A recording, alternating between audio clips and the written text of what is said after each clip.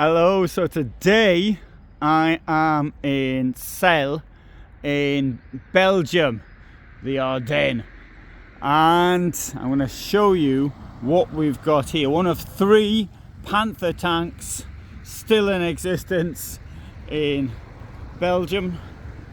I've got a feeling it's not terribly roadworthy, this one here, but there you can see Celles. Ici, il faut arrêter l'offensive von Rundstedt le 24 décembre 1944.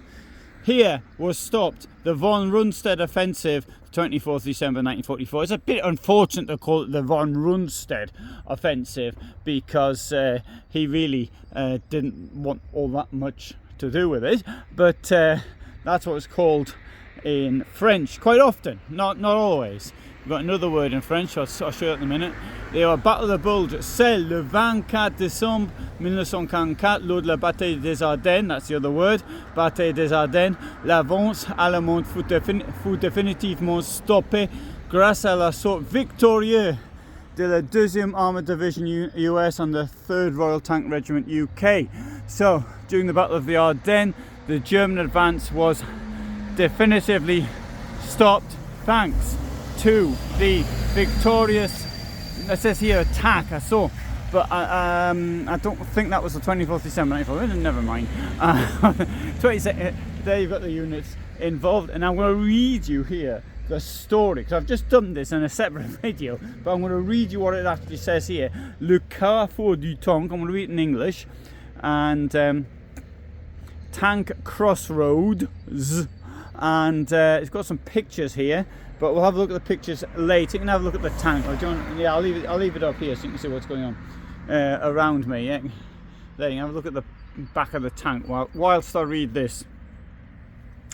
Kampfgruppe von Bohm of the 2nd Panzer Division occupied the village of Fort Notre Dame on the night of the 23rd, 24th December. Kampfgruppe von Kochenhausen, also from the 2nd Panzer Division, arrived at the crossroads of Celles a few hours later. So I think it's fair to say, it doesn't say this here, I'm just saying this, that the Fort Notre Dame was perhaps the furthest advance. Well, not quite, but I'll go on to that. Its goal was to reach Dinant, only a few kilometers to the west. However, turning at the crossroads towards Dinant, the leading tank drove over a mine. On hearing the explosion, Marthe Monrique, the owner of the Pavillon des Ardennes, put on a light and was questioned by a German officer. She answered by saying that the road had been mined by the Americans all the way to Dinant. Following this well-publicized lie, the Germans stopped their advance towards the Meuse. Signs explaining the adventure were installed, and numerous post-war tourists came to sit and drink at the establishment, which is here, although it does look as though it's been done up since then. They all wanted to see the woman who had stopped the German tanks. One of these panels still exists today, facing the road under the terrace. So we've got some pictures here. That might be, I don't know, that's the same tank that hit the mine, but we've got some. There's a post-war picture, obviously, of people with a tank, and there we've got probably the lady concerned there. Celles. Oh, look at that! It's the same sign as we just saw. Maybe that's the original one from the 40s. Now the building, I've got to say, it does look very similar to this one here. So maybe just put a new roof on it. Right. The leading tank from the column remained for a few years at the side of the road to Neufchâteau, initially on its turret. Then, having been stripped of its tracks and wheels, it was finally turned over again. Presumably it's that one there. Marthe Monrique made all the necessary applications to obtain the tank, which had now become a wreck. And so in 1948 she obtained her trophy, which is still sitting on the terrace of the now called tank. Although many books speak of the Tiger of Celles, the tank which is still visible across us today is in fact a G-type Panther. This tank was recognised as being one of the best of the Second World War, as it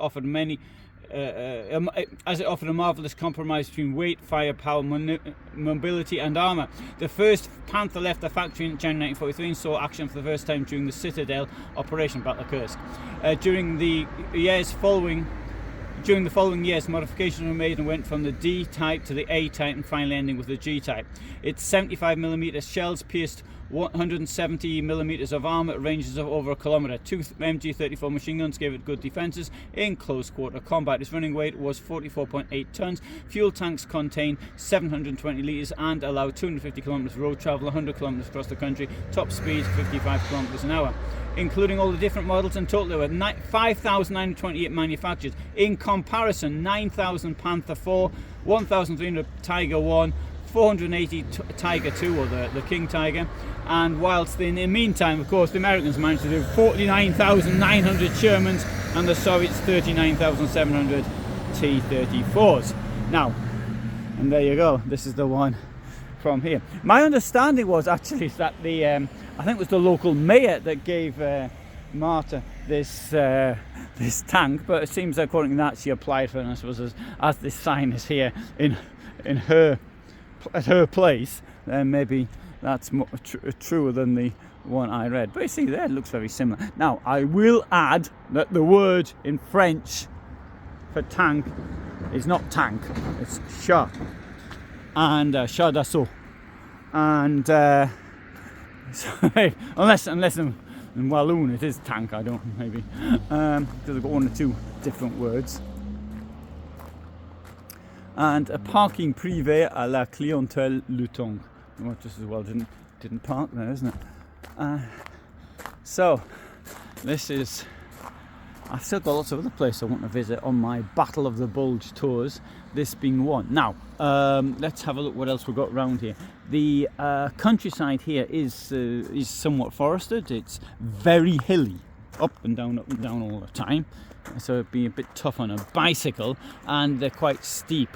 Now the idea you get, I think it's probably from that Battle of the Bulge film, is that it's very mountainous, but bear in mind that was filmed in Spain, not here. So that's the problem. Now, the big question here is this road here, up there, that goes to Dinant and Foix Notre Dame. And that is, that's the road that was eventually taken. So Foix Notre Dame is, in fact, I think the furthest point of the advance. Well, actually, Dinant is because of this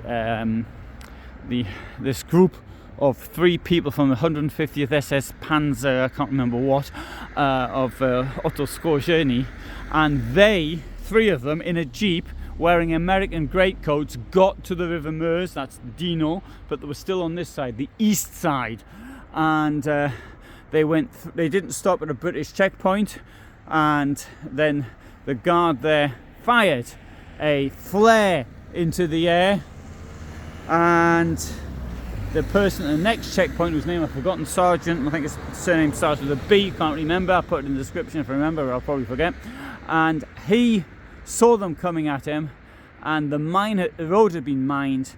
He blew up the mine, killing the 3 of them, smashing up the jeep. What a waste of a jeep. And even the explosion was so intense that there was an American officer, I think it was, an American person anyway, who was close by, and he had his, wasn't all that close by, but he had his jaw broken as a result. So, there. And good. Now I'm parked on the road here for Notre Dame. I've just been speaking to somebody. Somebody saw me and started a conversation with me, which was nice. So they filled in some of the details. And he suggested going to see the church in Foix Notre Dame. Well, I did point out that whereas I'm a historian, I'm not really into churches, particularly 16th century. But he did say that is the Patrimoine National, which I suppose it is. Good. There you go. Route des Paysages Insolites. And that's the tank. Right, I'm going to have a bit of a more wander around Celles, which I've only driven through. So, from me, in southern Belgium, I've wanted to come to this place for ages, and I'm here now. So, and the problem's this, I've got hardly any time. I mean, Dinant, there's lots of things I want to do there. I mean, obviously I want to see the place for this, the the furthest advance in the Battle of the Bulge, where these three commandos got to. Also, I want to do something on the massacres that happened in Dinant during the First World War in August 1914, and I'm not gonna have time to do it because got to take the ferry, and I bought the ticket for the wrong day. Anyway, there you go. Thanks for watching.